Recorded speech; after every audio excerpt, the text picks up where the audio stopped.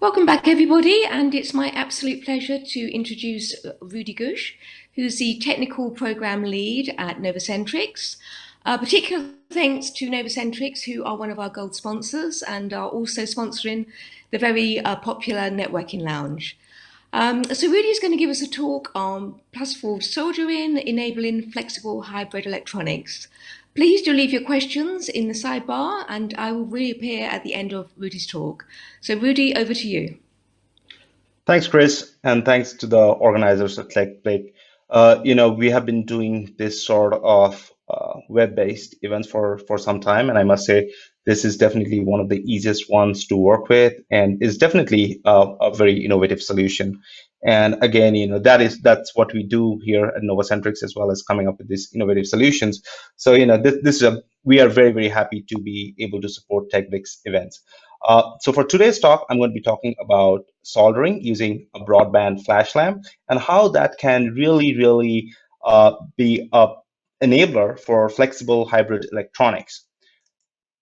Before I get into the talk itself, I will quickly go over some of the points that I'm going to be talking about. Firstly, I'll give you a brief introduction to NovaCentrix, and this is not so much as a sales pitch, as more about giving an idea of how and why we have come to being, and why we think this sort of soldering solution is important.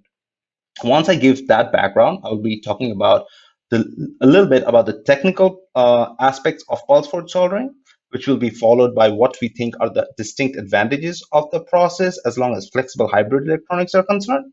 But we do understand that conventional electronics, as it stands now, is still a very important driving force for the market, and it will continue to work in conjunction with printed flexible electronics. So how does pulse for soldering work for conventional electronics will be discussed, and at the end I will give you a quick look at some of the tools that we have, and we will then go into the questions. So we are located in Austin, Texas. This is a beautiful time for anyone who wants to visit our city, and we are always going to be very open to having visitors here. The last year has been kind of difficult for everybody, and we are now going full steam ahead to having visitors back in our facilities. There's around 85 of us in across the globe. Around 60 of us are here in our main offices in Austin. And every product that you see that is designed, developed, and gets to you from NovaCentrix gets out through the doors out here of our main office in Austin. I would like to also let you know that although we are headquartered in Austin, we have a global presence. We have applications lab here in Austin, but also in Seoul and in China. We also have application support through our technology partners in Europe at the whole center, as well as in Germany.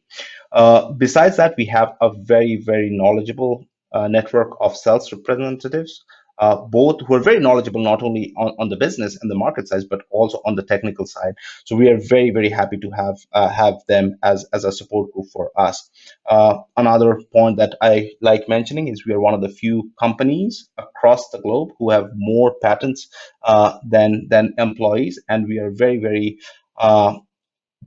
happy and very proud of that, and we are always aware that that is something that our customers really look at, and we will continue to support our customers through not only that sort of protection that IP brings, but also through applications development, etc., that we can do in the lab. So although we are we are a relatively new company, it is that a relatively young company by the looks of it.